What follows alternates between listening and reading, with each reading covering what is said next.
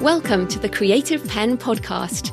I'm Joanna Penn, thriller author and creative entrepreneur, bringing you interviews, inspiration, and information on writing, publishing options, and marketing ideas for your book. You can find the episode show notes, your free author blueprint, and lots more information at thecreativepenn.com. And that's Penn with a double N. And here's the show. Hello creatives, I'm Joanna Penn, and this is episode number 558 of the podcast, and it is Friday the 18th of June 2021 as I record this. In today's show, I'm talking about writing non-fiction and bringing it alive with personal stories with Natalie Sisson. We discuss when writing a book is better than doing a course and how books can bring people tangentially into a broader business. How things have changed since Natalie did her other non-fiction books and her various ways of publishing, and how to use book titles to attract the right audience, as well as lots of other topics on the craft and business of non-fiction. And of course, if you need some more guidance around how to write non-fiction, I have a book, How to Write Non-Fiction, an audiobook and a course as well. So you can find those on the Creative Penn at the books and courses links. So that interview with Natalie is coming up. In publishing news, well, the new publishing standard this week shared some interesting numbers from Internet World Stats. There are now 5.17 billion people online, which is, by definition, connecting to the internet using a device that could also be used to order print books for delivery or directly consume ebooks, audiobooks, podcasts, and anything else online. So that is over 65% of the world's population is now using the internet. And what is potentially more interesting for our focus is that the USA is only 6% of the world's total internet users. Or, as the new publishing standard mark says, 94% of the world's internet users are not in the USA.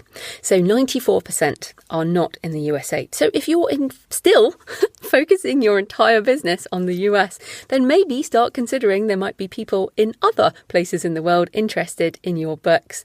Now, obviously, probably if you listen to this show, you're already thinking global. This has been my soapbox always because, of course, I'm not an American and I've never lived in America. I started self-publishing in Australia and have actually been back here in the UK for almost a decade. But it's always a good reminder to think about the rest of the world. Now, some people may ask, well, but how do I market my books in other countries? Well, I just went and checked my Kobo map, and I've now sold books in 167 countries in English. And this is mainly because my books are available everywhere, and I always check Kobo because it's the easiest one to check, but also because I use internet marketing. So of course this show, if you're available in audio, if you have a website online, if you use most social media, you're going to be available and reachable by people in pretty much every country in the world. This show has now been downloaded in 225 countries, which I think is almost every country in the world, and my websites and social media, of course, are driving that in some way, and the podcast and everything. So if your books are available everywhere and you are doing some form of online marketing, then that is a good start. Of course, you can do paid ads. You can use, I think Amazon Ads now has 7 countries. BookBub has 4, I think, specifically, or 5. Facebook has pretty much everything if you like using Facebook ads. But if you just start by being available and also doing your country specific pricing to make sure you're not too expensive for the market or too cheap as well, then that should be all good. And BookBub did a recent article with tips for driving international sales, so I will link to that in the show notes as well as the new publishing standard.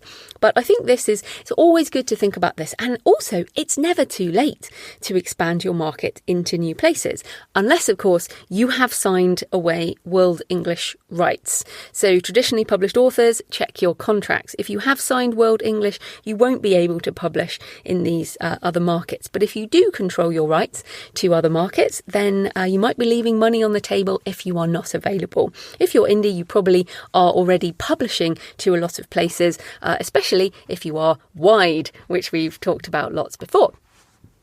And for me, this is all about having a long-term focus. I think it was 5 years ago, I think I'd sold books in sort of 13 countries, and it's just expanded and expanded. And of course, the number of countries has expanded, but the volume of other countries has also expanded. So again, this trend will continue as more and more people buy online and buy from various different places. And this is, the pandemic has accelerated this adoption in a lot of markets. In other book marketing news, back on Facebook, they are now bringing in podcasts. Well, from June 22nd, so this week as this goes out, Facebook is now bringing podcasts directly into the platform. And this is evidence, I think, of the rise of audio-specific marketing, which I double down on. Facebook is funny because they've always stressed video over audio, and now they're clearly seeing that audio is a completely different segment of the market, and lots of people, me included, prefer audio. So this is going to be interesting to see whether that drives downloads, reach for podcasts in general, and there'll be, I guess, discussion under there. And again, this will only be a start, and I'm not quite sure how they will do this, but it is going to be interesting for sure. In my personal update, I've been working on my next arcane thriller, so in first draft mode and still in my new co-working space, so I'm getting used to the new writing location, but so happy to be getting out the house, especially as they've extended the restrictions here in the UK for another month. So, it's just, when will this be over? It really does feel that way. I've also been recording with Mark Leslie Lefebvre for our book, The Relaxed Author, which we mentioned. We came up with the idea when we recorded the Wide for the Win episode a month or so ago. And so many of you said that that's what you want to be, that we are doing the book. So we're actually recording the first draft. I've got another meeting with Mark this afternoon. We're sort of doing 90 minutes at a time of recording material, where we came up with a list of bullet points and we're discussing the bullet points, getting that transcribed into a rough draft, and then editing our own sections. So this is going to be quite a different book. Mark and I are very different in the way we deliver writing advice. We're very different people. We agree on a lot of things, but we talk about it in a different way and we write in a different way. So we also have audio audiences because Mark has the Stark Reflections on Writing and Publishing podcast. So we are doing this differently so that we can both narrate our separate sections. Whereas when I've done co-writing before, we've almost mashed our voices together to come up with one voice. In this one, we're trying to retain our voices. So we will do a show when we finished on the creation process and publishing and how we're doing the audio and stuff like that. Now, I don't usually work on two books at the same time, but because this is a fiction and a non-fiction and they're very different in the way we're writing and also different parts of your brain, really, I think. I also have a couple of other boxes open. I do feel a little bit not relaxed about having so many boxes open. So I have 30,000 words on the shadow book, but I've put that back on hold because of a number of things, but one of them being that I'm also thinking about this travel memoir, and there are some parts of the shadow book I now think might work better within a memoir setting. So I don't really know how those books might emerge together, and my travel memoir will be based around my Camino de Santiago, which will be in 2022, hopefully. So it's very interesting, especially as this topic is non-fiction, to consider how these more emotionally challenging non-fiction books, i.e. the shadow book and the memoir, to be honest, The Relaxed Author is not emotionally challenging. Sorry, Mark. But for my shadow book and my travel memoir, these are pretty emotional books, and I can see how it takes a long time to shape the material, to figure out the purpose of the book for one's own creative life, but also for the reader. And so those two books might emerge in tandem, hopefully in 2022, because the shadow book is one of my bucket list items, and so is my travel memoir, I think, and my Camino definitely is. And I feel like, as I've said before, the pandemic has really given us all a kick up the backside around deciding what we want to achieve and focusing on achieving those things, because life is super short, let's face it. What else? So that's on the creation side. On the business side, I am going through quite a lot of pain, and I wanted to share this. The pain of getting out of ACX royalty share contracts. So if you do the 7-year royalty share contract, if you want to get out of them, you have to negotiate with your narrator whether they have been paid out and that they're happy. So I have paid a bit of money out to my narrator, and they also ACX can't just change it to DIY deals at the end of the 7 years. So even if you end your contract, you essentially have to unpublish them from ACX, and you lose the reviews and all of the things. And then you republish as a new DIY project. And because I want to go wide with all my audio, I really want to do this, even though it's quite painful. So this has been going on for a while now. And it's not over yet.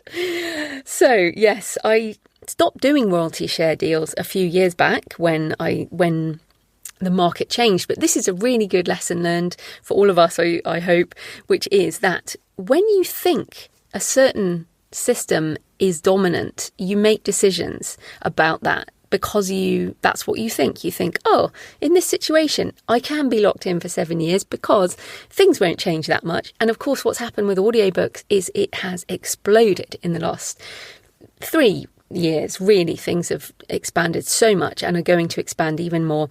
And I really want to be wide with audio for things like Chirp. In fact, I have a Chirp deal today. BookBub's Chirp for audio. You can only be in if you are wide with audio. And when I've had a Chirp deal before, I've sold more than several months income on Audible. And also I sell a lot of audio direct. So I need control over my audio products, and thus I can't just have a royalty share deal that is specific to ACX, because it locks you in to years worth of that contract. So this is just another thing about controlling your intellectual property. And if you think 7 years, not much will change in terms of who's dominant in the market, well, things change a lot in 7 years. And I've learnt a lot in that time too. So yeah, we cannot know.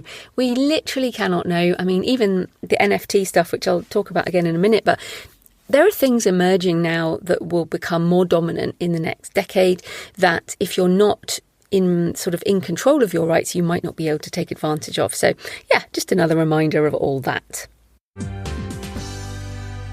So thanks for your emails and tweets and comments on recent shows. I did want to bring up this question. So JD has said, fascinating show, the one on NFTs. I love the idea of NFTs, but I am at a total loss as to how to implement them. Do you see NFTs as a completely different ebook format, something Kindle and other e-readers might support eventually? Or do you think NFTs could be somehow adapted into something, etc., etc.? Okay, so I wanted to just bring this up because when JD says, I'm at a total loss as to how to implement them, I'm actually getting quite a few of these comments when I talked about blockchain, when we talked about NFTs, when I've talked about AI for voice, all of these things that I'm talking about and have been, in the last 6 months, I've done quite a lot of these in-between episodes about futurist topics. And the point is, I'm really trying to give you awareness of what's happening. In my head, I'm looking at the next decade of what our industry is going to be. And the things I'm telling you about and talking about are really, for me, are by 2030, this will just be mainstream. Or maybe even, I guess, by 2025 or 2027. But, I'm in my mid 40s right now. And I certainly, the next decade should be a bumper decade for me. And certainly not I want to change my business with the technologies, but it's like 2008, 2009 for ebooks. It was not mainstream and it was early days. And if you, like I was, publishing ebooks back then, we didn't have hardly anything at the time. Smashwords was there. KDP was not even open to international authors, which is crazy right now. You just wouldn't even think that. We didn't have Drafted Digital. We didn't have Kobo. We didn't have any of the ecosystem of marketing that we have now. Twitter and Facebook had really just started to go mainstream. So what you have to think is how much has changed since 2008, 2009 and where we are now. and where we're going to be in another decade. So the reason I'm talking about all this stuff is because, a bit like I mentioned in the intro, don't be signing contracts. Like, what you can do right now, okay, is make sure you don't stop yourself from being able to take advantage of this. So if you're being offered a contract with a publisher or someone that says, I'm signing away World English rights for all formats existing now and to be created for the life of copyright. And this seems to be quite a standard clause now. If you're signing away all formats in the future and all countries and all territories, then I would just say don't sign that, because what you're stopping is the ability to do NFTs when they become more mainstream, or also publish in other countries like I was talking about. So the reason I'm talking about AI for writing, AI voice narration, this NFT stuff, the blockchain stuff, is because it's only just starting to happen. And if you ignore it, you might prevent yourself from using it later. So as I just talked about with my signing royalty share deals, that stopped me from getting in as soon as I could with things like Chirp and, things like if you go through Findaway, you can be on Storytel, which means you can have your audiobooks in Spotify and stuff like this. I'm so frustrated I can't have my entire backlist available in all of these places. It's because I signed a contract and made a decision because I didn't understand what was coming, even though I'm pretty futurist in so many ways. So there you go. So what I would say is you could right now do an NFT. You can go on OpenSeas, OpenSeas. OpenSeas has an article on how do I create an NFT. So you could do it right now. But I think that our readers are not ready. We're not technologically savvy enough, let alone our readers. So I don't invest in inverted commas. I don't invest in crypto. I don't hold any crypto. I've talked about that I would like to earn some crypto by doing things like NFTs, but I've stayed away from the space. Even though you might think I'm techie, I'm not that techie. I don't want to get into something I still personally I just don't think this is mature enough yet. And what's interesting is that at Frankfurt Book Fair, as I talked about in the NFT episode, there looks like there's going to be the first platform launched for the publishing industry by a company called Bookwire that's based out of Germany. So I'm probably going to wait until October. I'm still trying to decide whether I want to do something early just to give it a go. But so what I would say, that's one answer to the question, which is don't worry necessarily about doing something right now.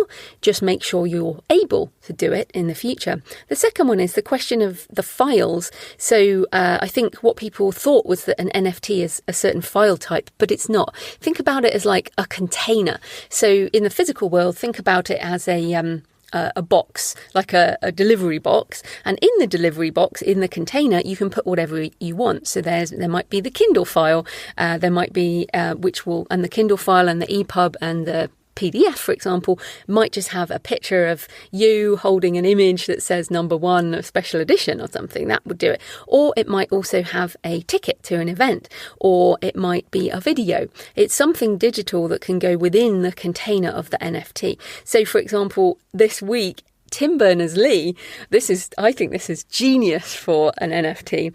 So it's the first code of the internet. So Tim Berners-Lee, credited really with inventing the internet originally. And his NFT, which is his package, contains the code, the original code that started it all, a letter which talks about it, and a video which is a silent video of him typing it out. Now, as I record this has just been announced, but I don't know, it's not been sold yet. So I think this is going to sell for a lot of money, because this is essentially like a container or a package or, a digital box that contains this original source, and it will be like watermarked with the special blockchain watermark that says this is the original from Tim, and the person who buys this, I can see how this is valuable, and I think someone was going to pay a lot of money for that. So, but in terms of us, in terms of our capacity to do this type of thing. I don't think the reader fan base is quite ready. So as I said, personally, I'm waiting a bit, but I might do one by the end of the year, or certainly I will do one in 2022. I think that will be a definite, but I might do one this year. But don't think there's any need to rush into things. I think that's really important. You don't need to be like, oh my goodness, if I don't do it now, like I don't believe this is going to burn out. I think the hypey stuff will burn out, but not the process. For example, people say, oh, I missed the Kindle gold rush of 2012 or whatever. Well, who cares? I was around in 2012 and I still missed the Kindle gold rush. So yeah, you don't worry about missing the boat on anything. No need to rush. Just take my futurist episodes as trying to just get you to think about the next decade, and hopefully we'll all be able to get into this as it becomes more mainstream. And then just a couple of thank yous to people for sending me pictures. I love to see where you're listening to the show. William sent a gorgeous picture from the Isle of Wight of his writing space in the garden. Jerry sent a picture listening from a bike in the gym overlooking a pool. And Karen sent a lovely pictures of Woodland Cemetery in West Philadelphia, a lovely Victorian burial ground. So very excited about that. You can always tweet me at The Creative Penn. Send me a picture of where you are listening to the show. You can email me, joanna@thecreativepenn.com. And you can also leave a comment on the show notes. You can always just go to thecreativepenn.com / and if you go to blog, if it's the current week, or to podcasts, you will find the backlist. Okay, so today's show is sponsored by Drafter Digital, and I'll play a word from the lovely Kevin Tomlinson in a minute. I use Drafter Digital for ebook distribution to Nook and the various library services, as well as some other platforms. And I'm also using it for the first time to do payment splitting with Mark Leslie Lefebvre on The Relaxed Author.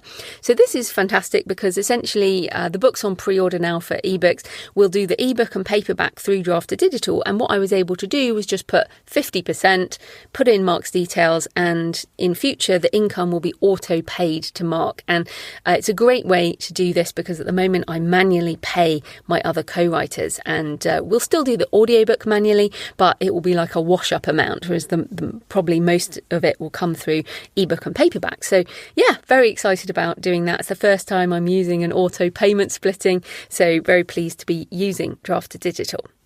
This type of corporate sponsorship pays for the hosting, transcription and editing, but my time in creating this show is sponsored by my patrons. Thanks to new and returning patrons in the last few weeks, and of course all of you who've been supporting the show for months and years. You're all amazing and you support my brain, and it has become very important to me, the Patreon side. And if you love the show, you find the show at all useful, please consider supporting with just a couple of dollars a month makes a lot of difference to me. And you guys know that I struggle with self-doubt as much as anyone else, and often think there are enough podcasts now in the writing space, so I should just let it go, let other people take on the mantle. But you patrons help me continue doing the show. So thanks to Robin Learman, who is new this week, and you can support the show with just a couple of dollars, euros, GBP, Canadian dollars a month,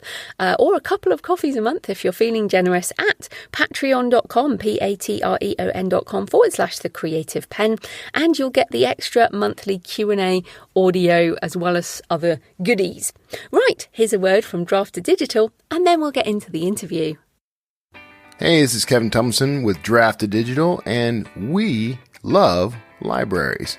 Everyone at Drafter Digital first discovered a love for reading at their local library, and chances are you did too. That's why we've put a big focus on building up library distribution for D2D authors, with a catalog of library distributors that reaches thousands of public, academic, and business libraries all over the planet. Overdrive, Biblioteca, Baker & Taylor, Hoopla, we just keep adding new ways for you to reach library patrons everywhere. And we're including new ways to make some money, with innovations such as cost per checkout, a royalty structure that lets libraries check out as many copies of your books as they need, helping you reach eager patrons and get paid as you go.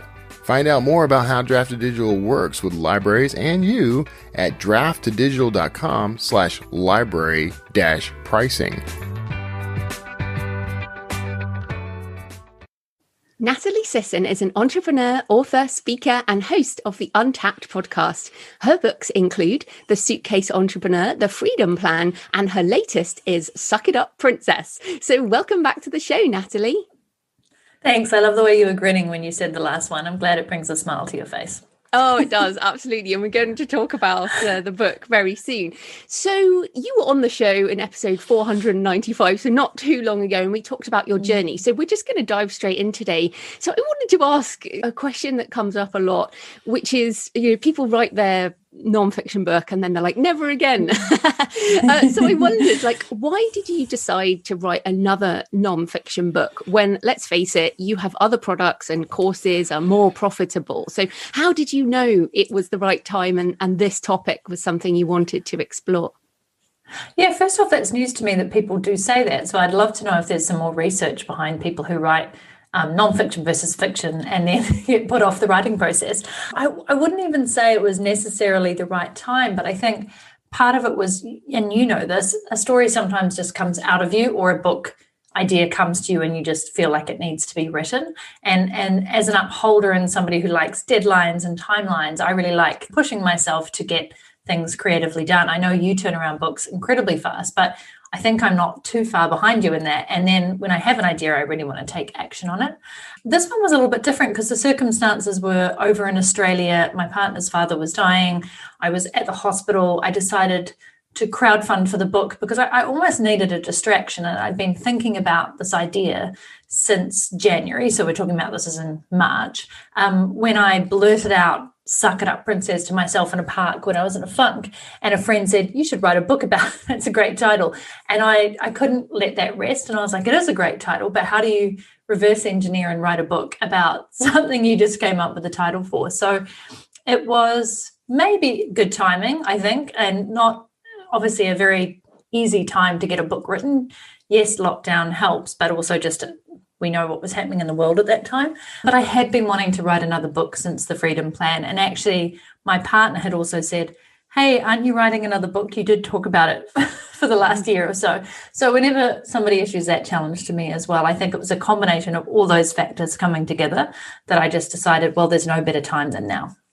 Right. And then I guess more specifically on why a book and not another product, because we both know you can make more money by doing a course. You could have done more like a self-help course. I'm not sure the title would have worked for a course, but, it is sort of motivational. You could have done a summit. You could have done lots of different things. How do you know when an idea is a book as opposed to a different product?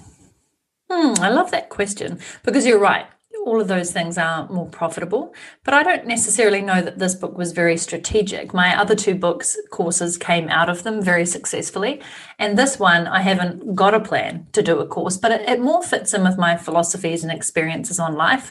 And I feel like I've always wanted to write more of a self-help style book just because they have been instrumental in setting up my mindset. And so much of what I talk about in this book has actually come from when I read books back in my teens that then influenced me to go on and do some of the cool and crazy stuff that I've done. So there wasn't actually a lot of strategy behind this. And yes, there were far more profitable things to do, but I don't think that should be the key to writing a book unless you're making a business of it. Maybe that there was some lack of judgment in that, but I also just like doing things for the enjoyment of them and the challenge of them. And also, I got to talk about my courses and my memberships within the book in a way that was really natural because quite a few of the examples or stories I tell fit around that. So in many ways, I still think it will be a book that drives business and new leads, even if that wasn't my intention with it. I think that's exactly right. And I guess I wanted to hear you say that because your other books were more strategic and were more real business focused. Well, I felt this one was a lot more emotional. It had aspects of memoir in it, as well as more sort of philosophical things and self-help tips. But as you say, this tangential idea, you're sharing yourself and your journey and it's attraction marketing, right? People who like it resonate with you, and then, as you say, may go on to buy other products. So I want to encourage people listening too, like, the book doesn't have to be strategically linked to a course. Exactly. Yeah. And I think, there's time for strategic moves, and there's time to just do things for pleasure, creativeness, innovation, and you get to feed both of those things with a book, depending on which way you go. Yes. So I wondered about how your writing process has changed, because, the listeners are all writers too. And the first book can be, what the hell am I doing? Second book, you're like, okay, I have more of a clue. Third book, but this was a different type of book, as I said. So how has your writing process changed, and any tips for non-fiction writers? I'll tell you one thing that hasn't changed is not necessarily having the whole structure of the book planned out, and actually being more just kind of free flow with it. So with the Suitcase Entrepreneur, I'd obviously been talking about a lot of those themes and experiences for many years, because I'd been living and breathing it. And I had got a kind of a 3-part framework to how I approached it. But I did just write the chapters as they came to me, and I picked the ones that felt better to be writing at the time. And then it came together. The Freedom Plan was kind of based off the Suitcase Entrepreneur in my course, so that was much more structured. With this one, I just let rip, which was actually super fun and also really fascinating, because I ended up taking quite a few chapters out that I had put in, and then I was just like, this isn't necessarily adding to the book, but it was really cathartic for me to write. And as I went, I also realized that it kind of ended up being in 5 different sections or 5 different themes. And when I started, it was more the 3. I'm a big fan of 3. People can remember 3. But because this felt more like, as you said, a personal memoir, very honest, very personal and transparent book, plus some self-help and experience and coaching in it, I just kind of let free flow and wrote the chapters that I think were so prominent in my mind that I get asked about a lot, or that were really formative experiences in my own life. And then I was able to organize it and arrange it. So that was quite a good lesson and a different way of writing a book. I still wrote it in a similar time frame, around 3 months, but that's partly also because of lockdown and just because I set myself these big deadlines. And I will say that when it first went to the editor, and I think we might have discussed this, I didn't actually proofread it. I just wanted to get it over to them. By that time, it was like right on the deadline. And they actually came back to me, Joanna, and said, Natalie, we really like how this book is going, but we actually think it needs developmental edits. I actually had to Google developmental edits and go, ooh, that's not so good. That's like seriously hacking at a book because it's not come together well enough. And I said, look, can I just have it back for 2 weeks? Let me actually reread it. Let me proof it. And I know that sounds nuts to people who are much more logical about this, but I tend to be like, whatever came out, even though I'd culled some stuff, is what is coming out.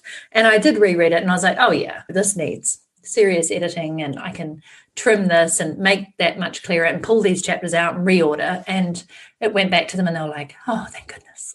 We can work with this. So that was a good learning lesson, right? Like, actually, it really made me sit back and go, hang on, are you a writer, or are you somebody who just bashes out content quite prolifically? Let's maybe come back to being a writer and taking more. Wasn't that I didn't have care in it, but I think because it was so deeply personal, I almost didn't want to reread it. Whereas the other 2 books were very easy to reread because it was taught and coached, and this was very much more about my life. So I had to do some kind of editing on myself. This is a brilliant lesson learned, by the way, and it totally shows the difficulty of memoir, because you were emotionally connected to the material. A lot of the material obviously is personal, and so you were like, I'm done, that's me, it's gone, and you sent it out. And this is why one of the biggest recommendations with this kind of material is to put it in the drawer, and to wait. And that's what happened. By the time it came back to you, you had some separation and you could look at it with new eyes. But yeah, there's a tip to people, definitely with emotional material that you're connected to, it has to go away from you so that you can look at it with those more editorial eyes, right? Yeah, I love that. And had I known that or listened to you more, I probably would have done that. But it happened anyway, so that was good. Well, you'll know for the future, because I think what's interesting, because we've known each other kind of from afar online for like a decade or something. And I think when the Suitcase Entrepreneur came out, I see a lot of entrepreneurs, obviously, I know a lot of online entrepreneurs who will write one book. and that will be their book that goes with their brand or whatever. And then I feel like some people get the bug for writing and other people don't. And what I see with you with this book is a real development and quite a shift, I think, in your style of writing and your ability to access a lot more of your history and emotional stuff. And I think you're in. I don't think this will be the last book. Oh, thank you. And I think you're right. I'm really curious about different formats and different genres and actually, really fulfilling this as something I do more of. So there's definitely more books in me. I don't think I can quite get to a 30, but I'm really keen to just produce a book, every couple of years and make it really intentional and about topics that I'm learning or teaching or curious about. Well, then on that emotional side, because I know how hard it is, were there any things holding you back? Was there any resistance to sharing? You mentioned some of the chapters you took out. Was that because they were too emotional, too raw, or because you felt they really didn't serve this particular topic? I left the really raw ones in there, which was a big deal. But no, they were just they just weren't good enough, actually. I think the story maybe wasn't that exciting, or it just didn't need to go in there. Actually, I will say one that I did pull out was when I got a job just a couple of years ago, because there was something still there that maybe I hadn't processed about why did I do that after, in between 10 or 12 years of entrepreneurship. And also I realized it was probably quite a new story to me, and maybe I wanted to let it sit for a bit, whereas a lot of the other stories have happened over the past 10, 15, 20 years. And then a couple of the other ones just didn't feel like they really added to the value of the book, or that I'd maybe repeated a topic and this was a different format of the same topic. So I just chose the better chapter. But other than that, I really did leave it all on the line, as you said. I mean, it is a very personal book. And I know a couple of friends who've oh, Natalie, I didn't know that about you, which is fun, right? And it's cool to hear because it means that I didn't leave anything out. Yeah, it is difficult to share these things, but I think so often it is very valuable for us and also for other people. So let's get into some of the kind of topics. The phrase "suck it up," it implies tough love. Just get on with it anyway, even though I'm feeling all these feelings. But this is difficult, right? Because it's okay, we're still in a pandemic as we record this. I still can't come over to New Zealand because of all the travel restrictions. And I feel like the pandemic has been a time where we have had to have this balance of, look, I have to stay in my area, but, suck it up because we're in a pandemic. And then on the other hand, you need to have self-care. And this is true for the writing journey, the emotional journey, everything. So how do we balance the kind of suck it up, tough love with self-care in our lives? Yeah, and I'm so glad you asked, because for most people who know me, suck it up, princess isn't the kind of thing that I say to them. I am a tough love, but in a really gentle kind of way coach. But I usually use that more on myself. And I think the interesting thing about this is I figured the title would probably polarize some people. Some people might be offended. Some people might be like, oh, yeah, which is different for me as well, because normally I'm not about offending people. But I think there are times you need to take a stance in your life. It's definitely a term that's used more down under. And then I would say over in the UK as well. But for other countries, it's not quite as common. But the irony is that there's so much about self-compassion in this book and about caring for yourself and knowing when to have tough love and exercise it on yourself, and knowing when to take a break, to be kind to yourself, to look after yourself, to love on yourself. And yeah, that's the irony of it. There's so much more in this book. It's actually more of a kind of a motivational pep talk for loving on you. I think it's really important to balance. One thing that is interesting is that when I said that phrase to myself, and then I was actually talking to somebody on my podcast who's a psychologist, and they said, I really love this term because I kind of have it as a mantra now. They said, for all the clients that we see, we're obviously always trying to access more from a compassionate point of view. He said, but there are so many times where this tough love actually would snap them out of whatever they were in, within reason, and actually be very compelling advice for them. So that was really useful to hear, because it actually has its place sometimes to just snap yourself out of the doldrums, the fears, the imposter syndrome, all those things that we experience, and come back to just taking a small definitive action that will allow you to move on. And that's what that kind of phrase allows you to do. So I think it's really interesting to find that balance. But it's worked well for me over the years, and I see it in other people when they do it as well. It's calling yourself out. It's taking personal responsibility for where you might be complaining or negative or throwing a whole bunch of reasons as to why you can't do anything. And we all know we're allowed to do that, but it doesn't get us anywhere. So I like it as a mantra for just calling yourself on your own BS and making the most of life. And that's really important for me to instill in others, just when I see so much potential in them and I see them not fulfilling it. Yeah, and it definitely implies feeling the fear and doing it anyway type of thing. And I think with writing a book, like people always say, you must be over all the self-doubt and the fear of failure and fear of judgment. I'm like, no, it still happens every single time, but I understand that it happens every time. And I guess I just suck it up and I create anyway. And as you said, it's taking that small action or big action or whatever you need to do, even though you feel like maybe you can't do it. Maybe and yeah, sure, I might fail, probably will. But if I don't do something, then I'm just stuck where I am, I guess. Well, and also if you don't do anything, then you've also failed. Isn't that ironic? Like if you don't do anything and you never take a leap and you never step out of your comfort zone and you just rest on your laurels and you don't do anything, in many ways you've also failed, but you haven't even given yourself the chance to try.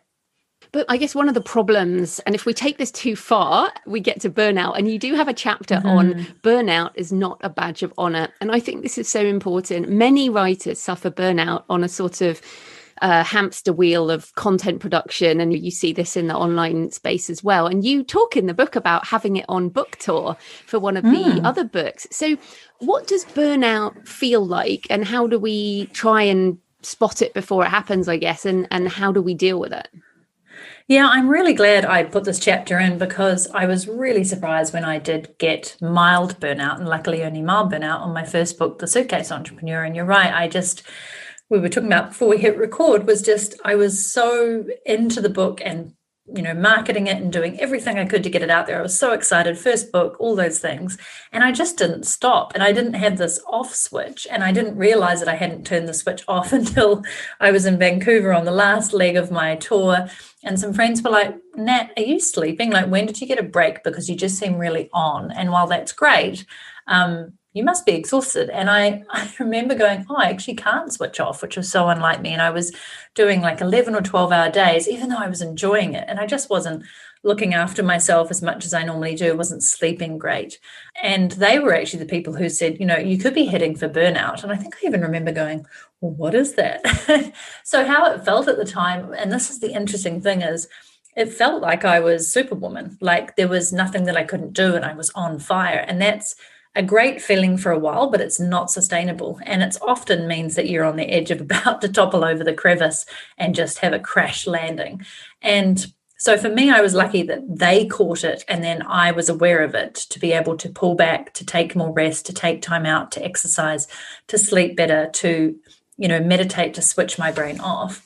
Because people who have had it severely have actually got a lifetime impairment. Like you can lead to adrenal fatigue. It can lead to focus problems. It can lead to actually permanent loss of ability to do things, which is really scary when you have it really badly. And I wish more people would talk about it because you can't write that. There's not a lot that people can do apart from resting and continuing to take it easy and operate on kind of a 50 to 60% capacity. So I think it's important that chapter made it in. And as I said, I think I had a mild form of it, but entrepreneurs in particular and writers, it's really common for us to get it because we are the ones driving ourselves. We are the ones pushing our own schedules, and we need to learn how to balance that and make sure that we have time out. And in that time out is when you have your best creativity often. So that's the double-edged sword. It's actually a really great idea to take time off from stuff because you'll probably write better and be more creative. Yeah, and I think the time off and even weekends. I mean, I know I struggle with, especially working from home, as and now everybody has this. Everyone has had this in the pandemic year. Is the sort of the trying to balance working from home with the rest of your life in your house. And obviously some people aren't even lucky enough to have their own room for their work and they're working in home spaces. And so I think a lot of people are coming to this. And it's so funny now, we're starting to see, I know it's not been the same in New Zealand, but here in the UK, we're starting to see articles about people really wanting to return to the office. Because actually the commute between home and an office and is a sort of mini break between your home life and your work, and people have missed that, and they've shown that people have worked an extra 1 or 2 hours a day throughout the whole pandemic because they haven't had to commute. So it's really interesting that I was reflecting on this around burnout. Like it's just the extra couple of hours a day that people think, I'll just work till 7 p.m. or 8 p.m. and that'll be fine, or whatever you do. But you have to schedule more time away from your desk in your life, this is why I do really big walks, because I feel like once I've walked at least 20k, I don't care about anything else. Yeah, it's so true. And you know me for now 10 plus years, I've always been a proponent of the freedom plan, right? Like I do actually live and breathe that. I take Freedom Fridays. I take quite a lot of time off. And I actually think that's really helped me to do even more in the time that I do work. And I've always been about attempting to balance more of that work and life and mindset piece. And don't always get it right, but I think I do probably a better job of it than a lot of people I know. And I don't subscribe to overworking and 60-hour work weeks. Like I look at people who are doing that and I've admire it sometimes, but then other times I'm like, no, you've got it wrong. I love seeing people who, run a 10-hour a week business that's 6 or 7 figures, and they've just got it dialed in and they live life fully outside of that, and they love the work that they do. So I love that there's always examples to prove otherwise. And I think it's really important that you're intentional about how you live your life, which is something that I hope comes through in all my books.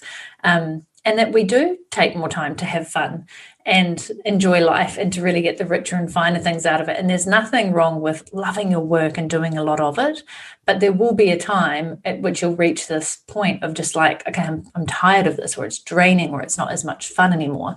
And I prefer for people not to get to that point and to continue loving their work and doing the right amount of it for them and having a life that they love. And then on time off, so you're having a baby, surprise. And you also obviously have your successful business. So I wondered, how are you planning? Obviously, you can plan when you're going to need this time off, but you will need some decent time off. And I'm also planning to take a month to 6 weeks away in 2022. And for people listening, it's not just about having a baby. It's also, okay, I want to have a longer period of time. How do I set up my business so my income doesn't fall off a cliff, and so I don't have to answer email every day or whatever? So how are you organizing this period of time off? I love that you asked this question, because ironically that's probably my next book. Because I remember saying to Josh after I'd finished this one, and then we found out we were pregnant, which was really exciting. I mean, we were trying for it, but it all happened super quick. And I turned to him and I said, oh my gosh, I'm going to have to baby-proof my business. And he went, that's a great name for a book. And I was like, don't, because that's how this one came to life, right? But then I thought about it. I was like, actually, what a fantastic reason to interview awesome women entrepreneurs who are mums or expecting, about what they did to actually baby-proof their business. How did they plan? How did they prepare? And then also, how did they feel post having the baby, and at which point did they go back to work, and what worked for them? Because in many ways, like a book project, a baby is a really great deadline in many ways to have to get your very hard organized. Deadline. A very hard deadline, yeah. And we were literally at the midwife yesterday, because we're at 28-week mark, so we're into the 3rd trimester. And I realized, I had a giggle as I said, when should I really be maybe just taking some time out? Because I was planning to take at least 3 months off post having the baby. Because I realized that I was doing this work right up until the date. And then I was like, well, that's silly, because the baby will come whenever it wants and I need to be prepared. And she's like, yeah, I'd give yourself at least 2 weeks. Any more than that, you might be twiddling your thumbs. So that actually put it into perspective, because that's 8 weeks, pretty much 8 weeks. And I'm like, great. But to answer your question, I have been steadily building up a small but mighty team for the last 12 months. And it's really been on my agenda to find great people and to slowly but surely stop being the block in my business, which we sometimes are as a CEO, and hand things over to them and get them to a place where they feel really confident with running my business. I've just recently hired my own virtual assistant. So I do have one, but mainly she focuses on WordPress and landing pages and all those things. But this one will purely be dealing with my email and support email and calendar and really getting her comfortable with essentially being me while I'm not there. And then I'm fortunate that I've built a business where recurring income as part of my membership is great and important. And one of my big focuses for this next 8 weeks is to really dial in a few of my funnels so that they are bringing in revenue on autopilot. And in many ways, it's forced me to look at my business and go, you do way too much of the things that you actually now need to automate, or you're too involved in some of your own projects and you need to step out and actually start bringing other people in. So, for example, with my 10K club, I'm looking at hiring some resident coaches to have on board and actually replace me during the 3 months that I plan to definitely be completely off. And I mean completely offline. But then I was like, this is actually a really good practice because I should have probably been bringing these people in anyway, because I don't always want to be the face of it. And I don't always want to be the go-to person as much as I like to be. That's not going to allow me to scale. So it's interesting, especially with this, that I think it's forced me to think about my business without me. And that allows for a lot of creativity and some good creative brainstorming with my team about how to do that. So I haven't got it all set yet, but I'm excited. I think we're working towards it in a really good way.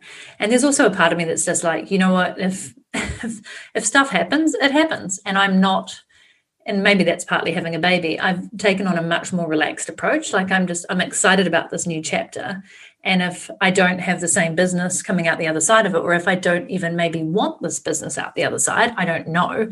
I've got options, which I feel quite grateful to have.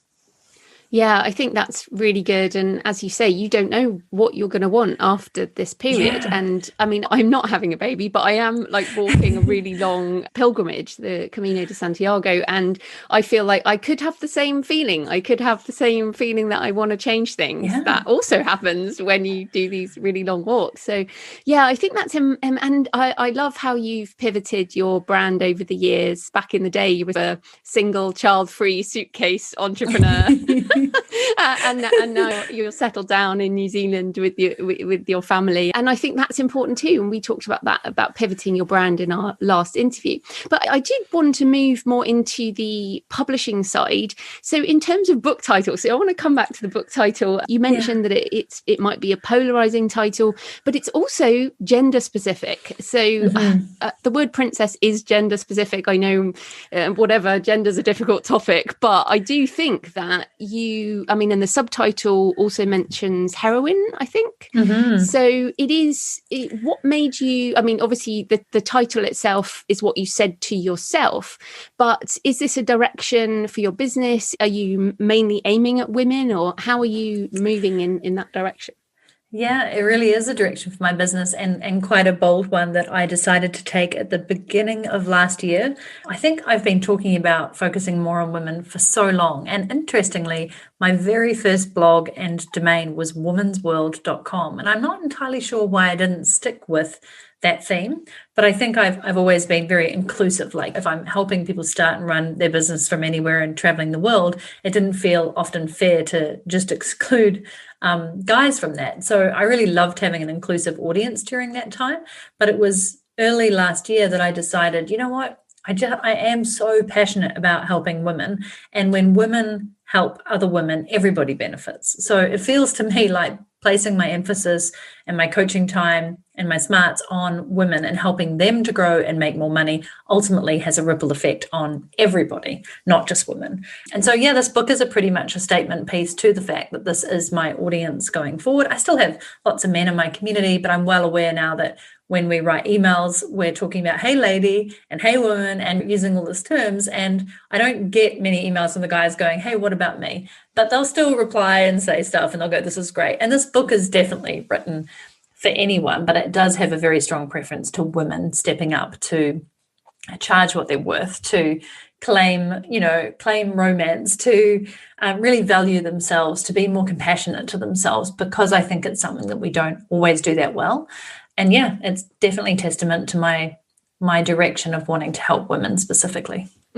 Well, that's great then. Well, you said originally it was not a strategic book, but this is a strategic book then. And I would actually encourage people to use things like book titles to make it clear who you want in your community and who your business is for and who the book is for. And I was thinking of there's a brand of, I think they're vegan cookbooks here. They're called Thug Kitchen. Have you seen this?